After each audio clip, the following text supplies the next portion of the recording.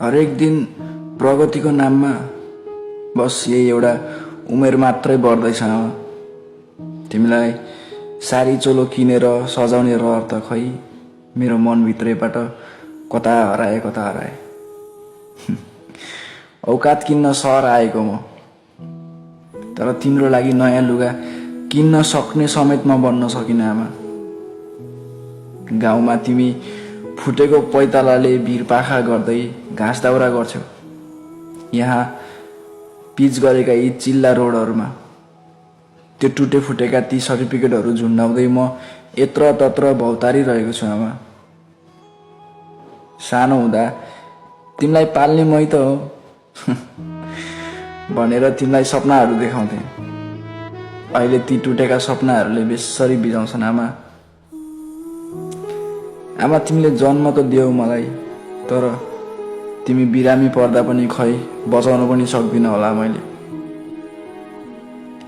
यो सेतो कागजमा तिमीले पाएका दुःखका स्वरूप धेरै नम्बरहरू ल्याएर रङ्गाउन त सके, बस तिम्रो त्यो सादा जीवनलाई रङ्गाउने हैसियत बनाउन मैले सकिनँ आमा। भासिएका छन् भविष्यतर्फका बाटाहरू। जति अगाडि हिँड्छु उति दलदलभित्र पसे जस्तो लाग्छ आमा।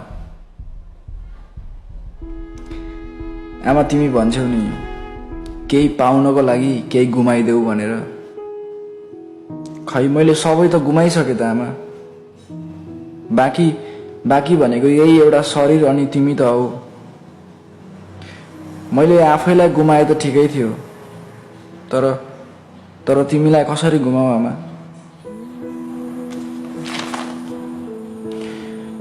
तिमीले म माथि देखेको त्यो बुढेसकालको सहारा म आफै बन्न सकिनँ भनेर आजकल हरेक रात ऐठन हुन्छ आमा मलाई।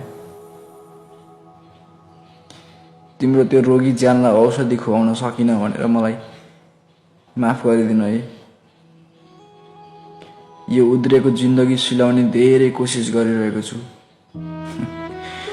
तर कहिले सियो हराउँछ त कहिले धागो। थाकिसके आमा सबैको खुसीको प्रवाह गर्दै। अहिले आफै टुटेको छु भित्रभित्रै, तर पनि बाँच्नै पर्यो। बाँचेको छु आमा, किनकि अझै आफ्नो कर्तव्यहरू पुरा गर्न बाँकी नै छन्। सक्यो।